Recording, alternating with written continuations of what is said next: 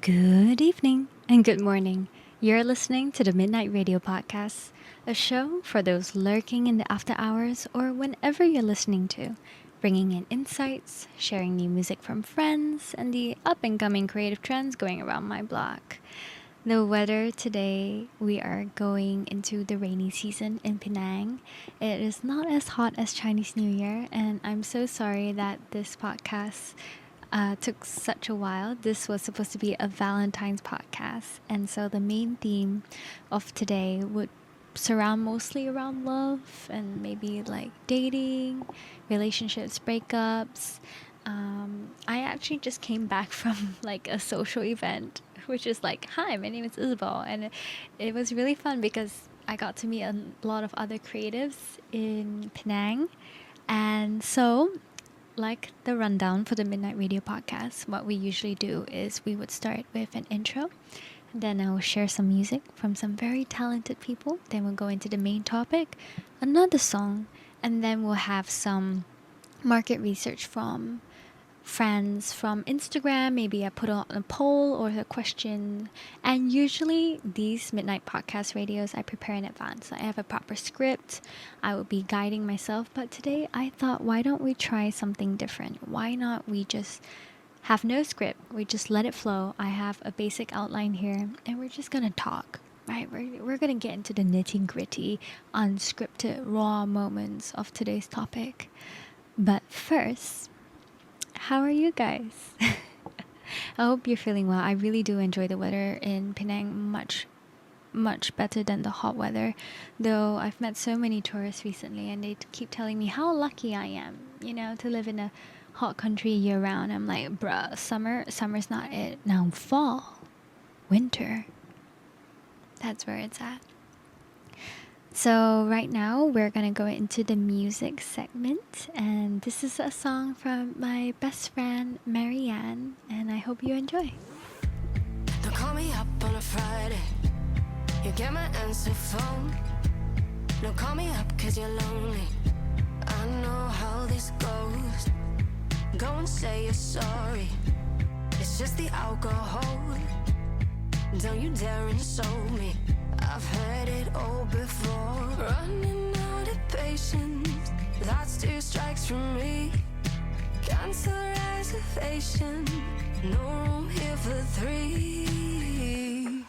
'Cause I don't need all this noise, I don't need all this drama. She said, he said, you said that you love me, then you fucked her. And oh, you made your choice, I'm not one of your options. Bar was on the floor, but even then you couldn't jump it. It's really not that hard. You can't get with my friends if you wanna be my 3 shots quickly. All eyes on me. Gonna make it miss my body. Bartender, please. 3 shots quickly. Your eyes on me. Gonna make it miss me. I don't need all this noise, I don't need all this drama. She said, he said, you said that you love me, then you fucked her. No, you made your choice, I'm not one of your options. Bar was on the floor, but even then you couldn't jump it. It's really not that hard. You can't get with my friends if you wanna be mine. It's really not that hard if you wanna be mine. You can't get with my friends if you wanna be my lover.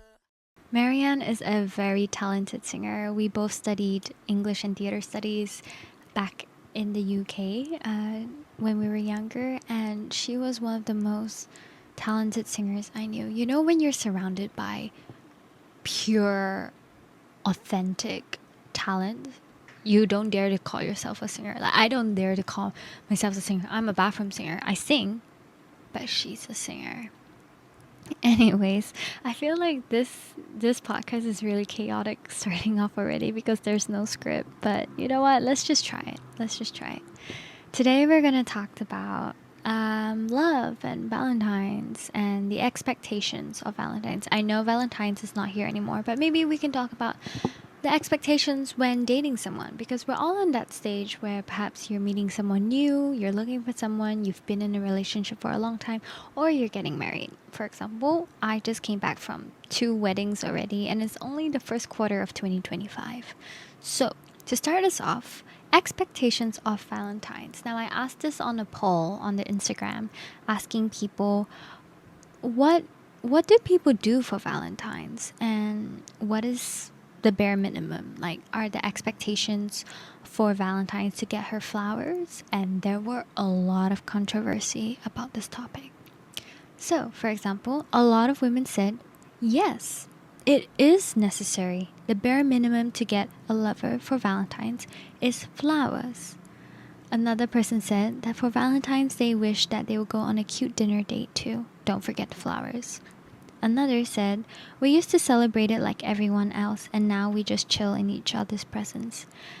I feel like there is a lot of different expectations for Valentine's between men and women. So let's just talk about the women first.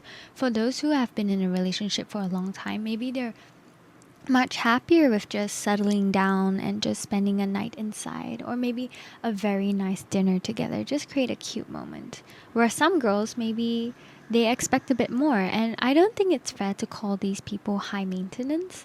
Maybe men like to typecast this as, oh, she's one princess treatment, she needs to have flowers. But actually, if flowers bring the girl joy, then why don't you just bring her flowers? Then some men might argue, oh, it's just a social concept. Like, why we have been socially constructed to give women flowers, but why can't we split 50-50 for the date? I'll get into that topic later.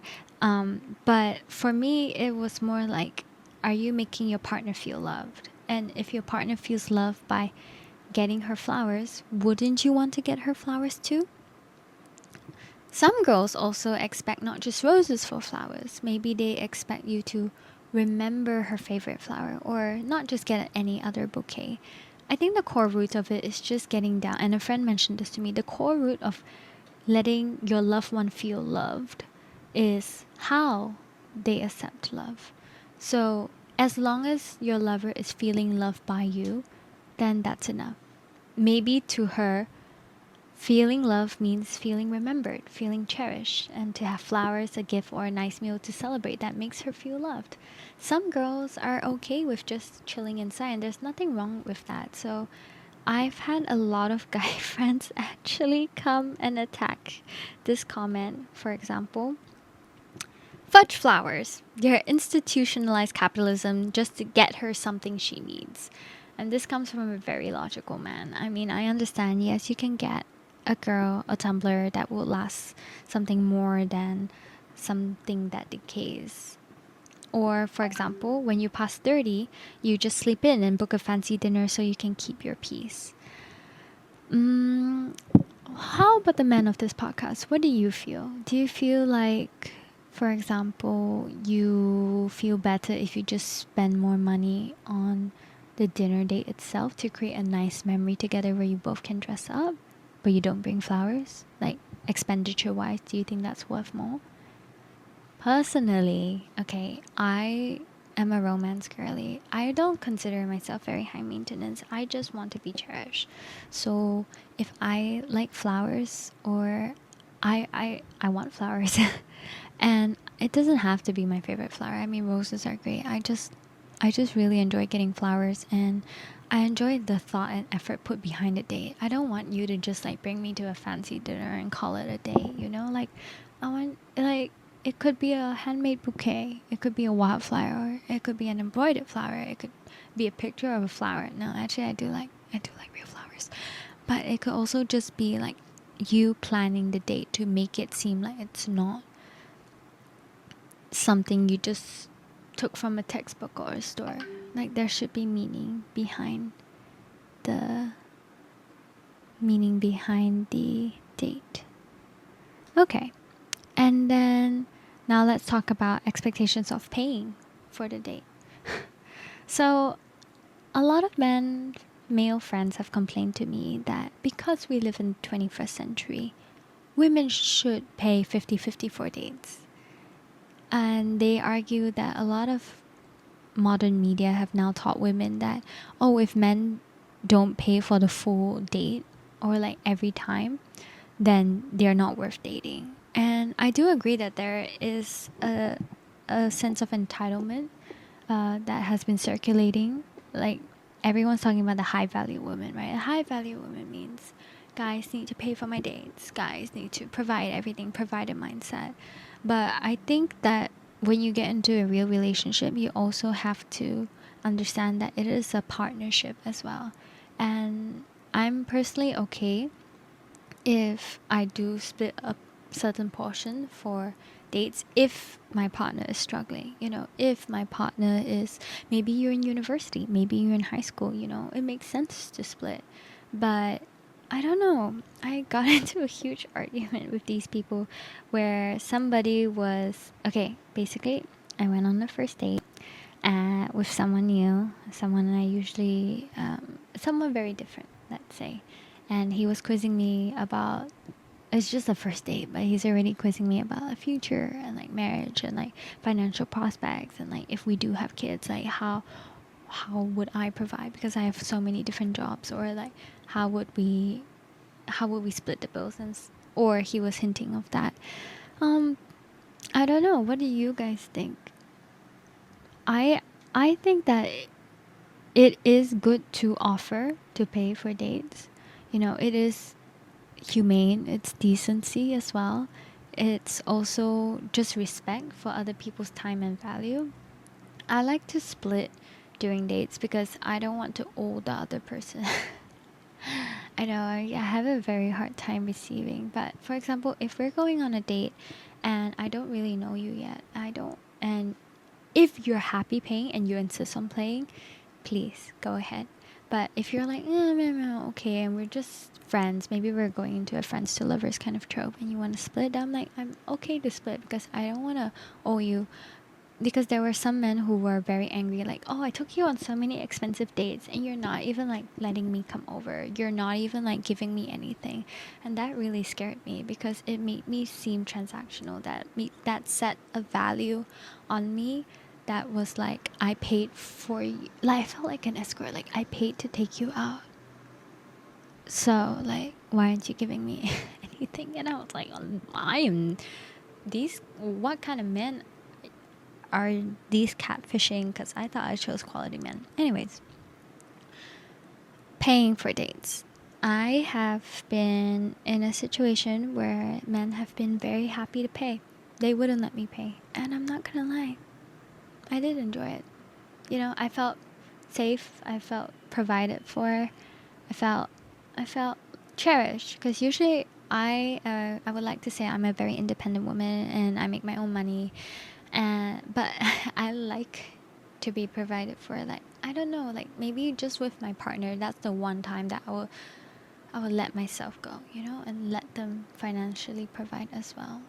If we're talking about the future, like on that first date, we're talking about kids and talking about households, of course, I'm pretty sure we would split and I will reach that hill when I climb it. But right now, I'm happily single and we're just talking about dating. So I don't know. I know a lot of girls might seem materialistic, or they just have this mindset that guys have to pay. But I think maybe for men, you also have to realize, for those attacking this ideology, for men, you also have to realize that these women can probably provide for themselves. So they're looking for someone to elevate their lifestyle, someone to match them and be able to fit their expenditure and provide. I don't know. What do you guys think? I don't know. I don't know. Interestingly enough, for example, in international countries, like for example in the UK or in America, actually mostly UK. I'll talk about UK first. In the UK, most of the guys would split. They see women as very independent, and they would just split. Like, and they don't really share food. I don't know why. Maybe it's just the white boys I've dated, but like British men, they don't really share food. It's like you have your food, I have my food. I can I can get this day, you can get the next one. And I'm like, okay, that's all I've been used to. I'm like, all right, that's sure. I was brought up American as well. So in American culture, or at least what I knew, it was the same. Like we would go Dutch or we would split for dates. And then if we're very comfortable, or if he is happy to pay, then I would just let him, though I do had a few reservations. Then I came back to Asia. Okay. Asian men, I don't know if they have something to prove or they're just really provider mindset, or maybe Asian girls, they just expect that.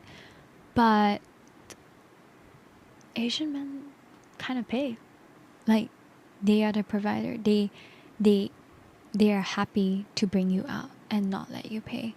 But then I also see a this is I hope I don't get canceled for this. I say this, please take everything I take from a grain of salt. I'm just sharing my observations, but categorically rise. Categorically, if we categorize people by culture, and this is a very generalized statement of the Chinese culture, from what I've observed, is that Chinese men like to provide, but their expectations of the women are also quite high. So when I went out with Chinese men, they're happy to provide, but they also expect you to dress their best. You know, they want like a nice eye candy trophy on their arm. I'm not talking about like maybe Asians who have maybe been abroad or etc. I'm talking about like maybe somebody who have been brought up in Chinese culture all their lives, and there's nothing wrong with that. It's just a different mindset. So Asian men tend to provide, but they have expectations for their women as well, to dress well, maybe to stay at home, to be there for them, etc., etc. And I don't know. To what I want to say to the friends who are angry that women don't want to pay or think that they're gold diggers. Yes, there are gold diggers out there. There are women who, you know, maybe just want it for the money, but also there are women who just want to be provided for. And it's just what kind of partner that you want. Maybe you'll find a partner who is very happy to go Dutch with you, and that's fine. Or maybe you'll find a little baby princess who wants just to be, who just wants to have like princess treatment. And if you like that, and if you're okay with that, and if that's your thing, like just go for it, you know? It's just finding compatibility. There's nothing to be mad about. I can feel the comments coming already. Alright. Another thing that I've realized is that men often, you know, they are scared of being in the friend zone. Yeah. Okay, so let's talk about friend zone. So I'm a huge believer of friends to lovers. Like I prefer being friends first, and then we can see where it goes, because for me, friendship is such a strong foundation where I have no expectations. I see the worst of you, I see the best of you, and then maybe feelings grow. But I realized that a lot of guys, they think that if I want to be friends, they think they're automatically friend zone. I have to say this very carefully, because there are guys that I just really just want to be friends with, but then usually I'll be like, oh, maybe we can just be friends first and see where it goes. But for men, they think that it's automatically friend zone. So what do you guys think about that? Like honestly, what do you think about that? Friend zones. Friend zones. Another thing that we can talk about are men's egos. So, oh, the dreaded ego. Okay. So, a man's ego could be very high, but apparently it could also be very fragile. And I've talked to a lot of men about this. You know, men act out on their egos. I feel like I have to say a disclaimer. Sorry, I'm rambling now, but I feel like men have very high egos, some men, and sometimes I don't know whether to like be the nurturing woman, you know, like be there to cushion. But then I realized like no, there's like you're a grown ass man. Sorry, you're a grown man. You can handle it yourself. But I think that's just the feminine quality in me that I just want to like, I feel like I want to be there for you. I want to listen to you. But then I meet players, or I meet men who are not serious. And those kind of men, I love to crush their egos. Like, I just like to bring them down a bit. So, crushing egos, I used to do this when I was younger. I don't do it anymore. But you could just playfully tease them or playfully like bring their ego down. I used to be like a very strong, like not against men, but like the dynamic to be a bit more confrontational. So like if a man says, "Oh, you look very cute wearing dresses. Like I like seeing you in a dress," and I'm like, I'm not gonna wear a dress to a date. I'm gonna wear whatever I want. I ain't gonna dress whatever you say I am. Crush your ego a bit, or like I don't know. I can't think of any examples now. But men's egos. I was talking to a friend about this, and I wrote a poem. And the poem is this: I used to think that a man's ego was as high as the clouds, soaking up women's affections only to rain whenever they feel like it. This is talking about the F-boy, like modern man who probably are like, oh, look at the girl that I've banged, like so many bang, and then he's a cloud and they just rain women, like they just discard them whenever they want. Okay, continue. Are men's ego that fragile that one must inflate it in order to meet him in the skies? But then I realized ego and insecurity does come hand in hand. There's a reason why it needs to be so loud, why it has to be in the clouds, my friend replied. Perhaps men cloud their feelings for a reason. I wanted to be the sunshine that pierces through his cloud meaning ego. But he hid away, and thus I became Midnight Rain instead. Thank you, Taylor Swift. Yeah, so that's just a little segment on men's egos. And it's very hard dating narcissists because they just think for themselves, and they would admit that. Like most narcissists might even say like, oh yeah, I'm a narcissist, and then if you're okay for the ride, you'll come along. So right, let's talk about breakups after this song, because it has run for quite a while. So that was just my rambling segment. We will continue into breakups and first dates and butterflies after this song segment.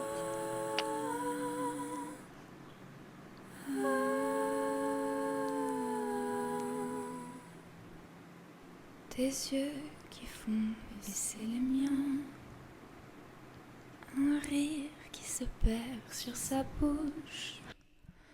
Voilà le portrait sans retouche de l'homme auquel j'appartiens.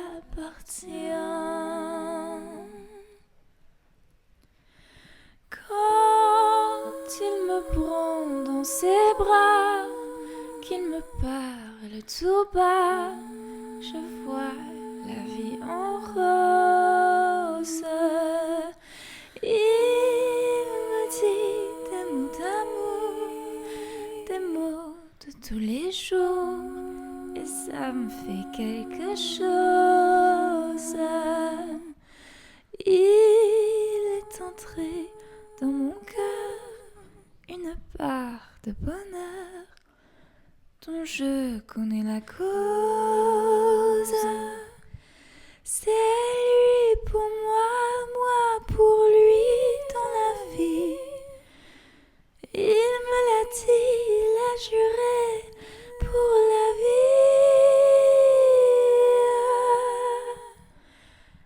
vie. Et dès que je l'aperçois, alors je sens en moi mon cœur qui bat.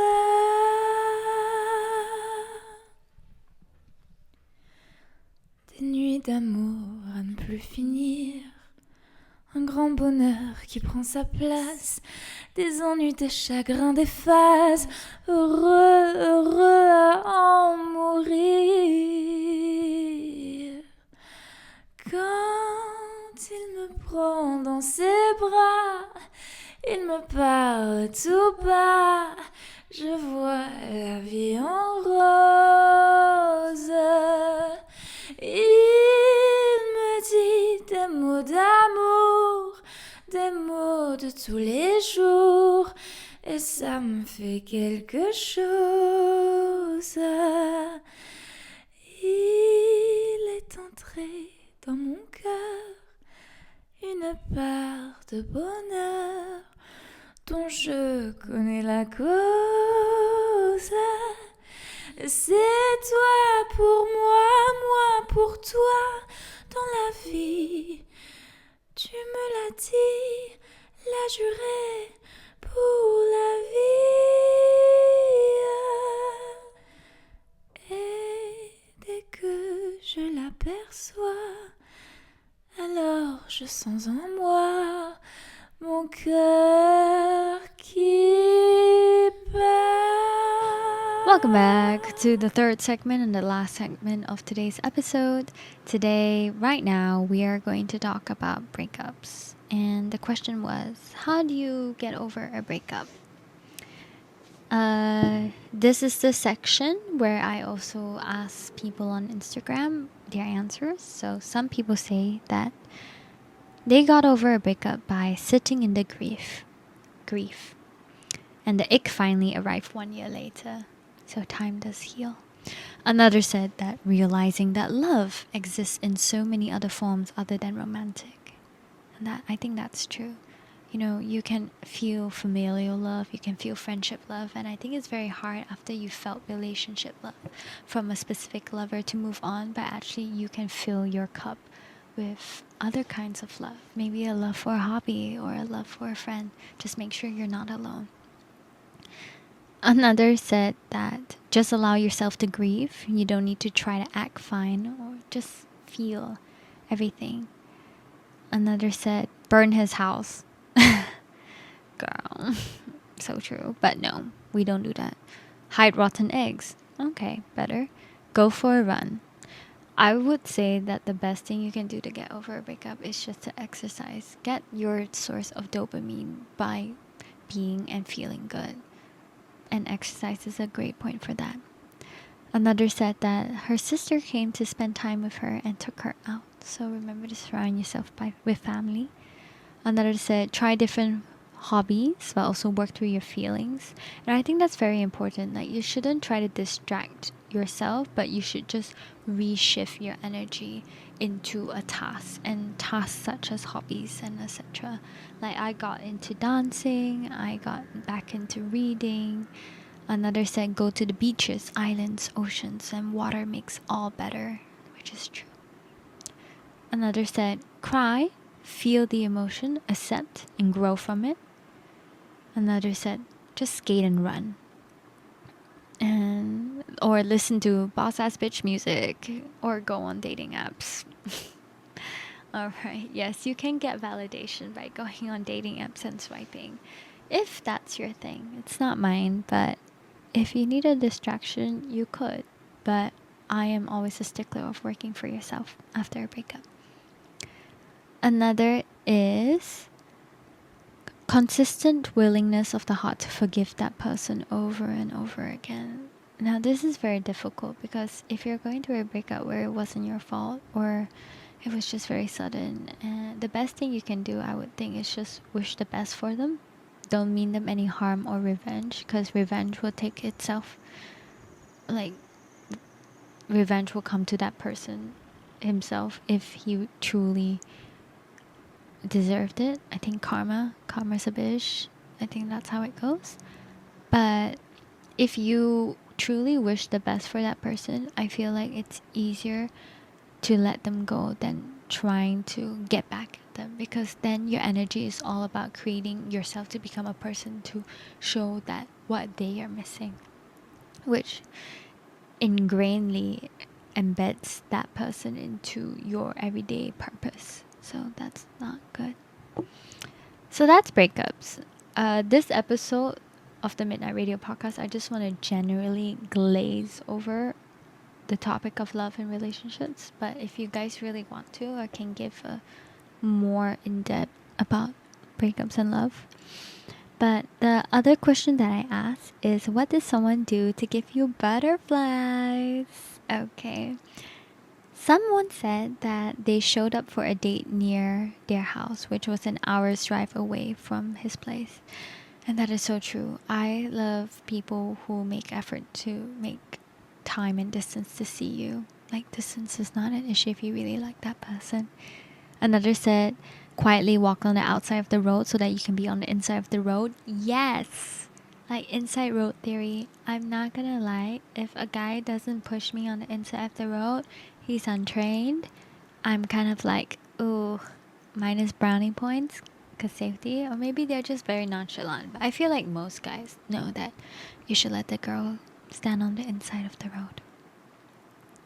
Another said, oh, somebody gave her butterflies by proposing 3 times. First time with the ring, first time was 1 month in dating, and first time was yes every time. That's cute. When they remember something I like. Yes, the best thing you can do is to remember. I have goldfish memory, so I don't really remember a lot of things, especially if it was traumatic. But if it's a person that I really like, you betcha that I still remember that this person eats white sauce on pizzas, and like, I hate white sauce on pizzas, or they hate raw fish, and I'm like, oh, but I like raw fish. You know, it's like just the little silly things. Yeah. Somebody said, I get butterflies when someone points out something they notice about me.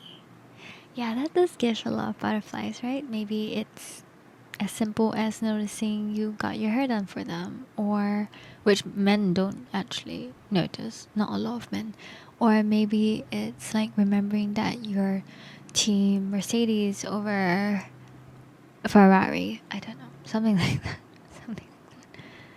When someone gave this person a flower for the first time, men can get flowers too. Men should get flowers too. When somebody read a book that this person mentioned and reviewed it to me. They don't read but bought it because this person raved. I think that is so cute. Like, for those book talk girlies, or for girls who really like to read, books hold the identity of our soul. Okay, I'm back. Sorry. I'm back. I'm sorry. The camera ran out of battery. Okay, so let's continue. Somebody gets flowers. No. Somebody gets butterflies when they... Okay, I think I was talking about book girlies. Right. So, as book girlies, books speak to our soul. Like, we spend most of our time reading, generating. Like, we love books.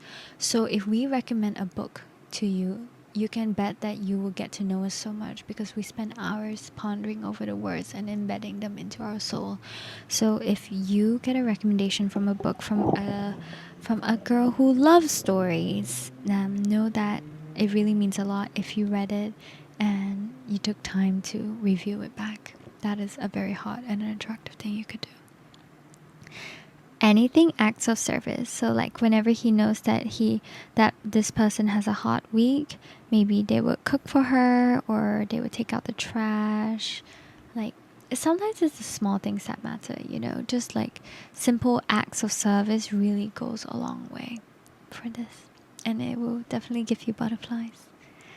So yeah, I hope you enjoyed this very chaotic Midnight Radio Podcast episode. I feel like the framing is much better now. I wish I knew what I did with the lighting. It always is a hit or miss. But stay tuned for the next podcast. I promise you that it will be definitely more structured with a script. But I thought that I owed it to you guys, because this episode took quite a while and it should already have gone out. But thank you for your patience. I hope you enjoyed this last song.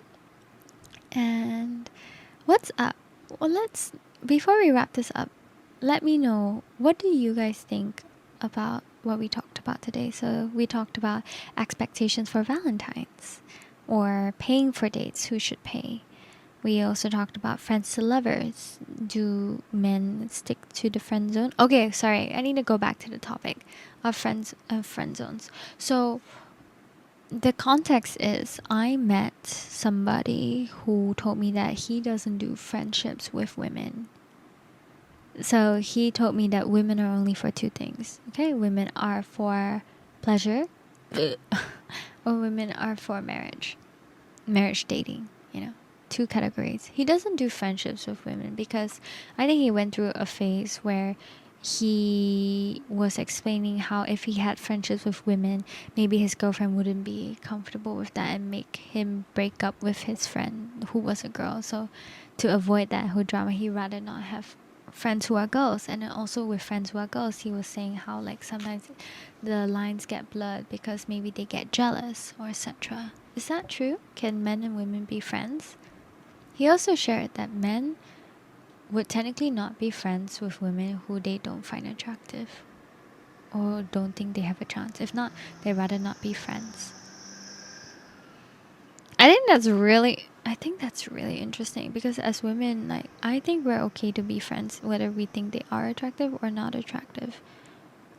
Like surely men and women can be friends and not have like just platonic friends, no? Anyways, I hope you enjoyed that session.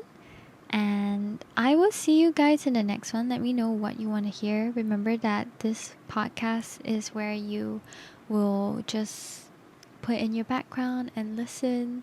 So tell me something about how you guys find love or how you heal from breakups or what does somebody do to give you butterflies. And remember, sometimes butterflies are not the right thing. Like butterflies are your fight or flight mode.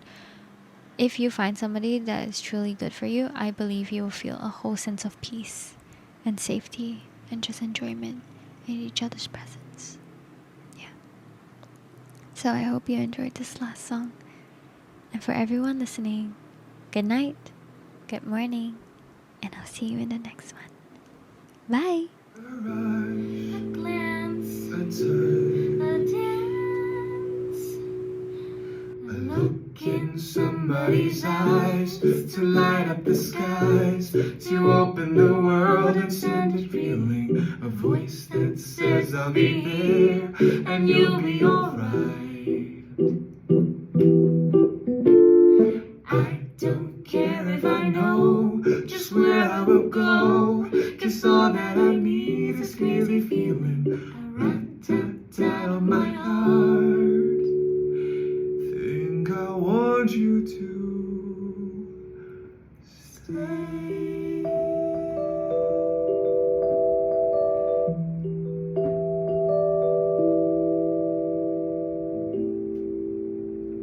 City of stars, you're shining just for me. City of stars, shine on.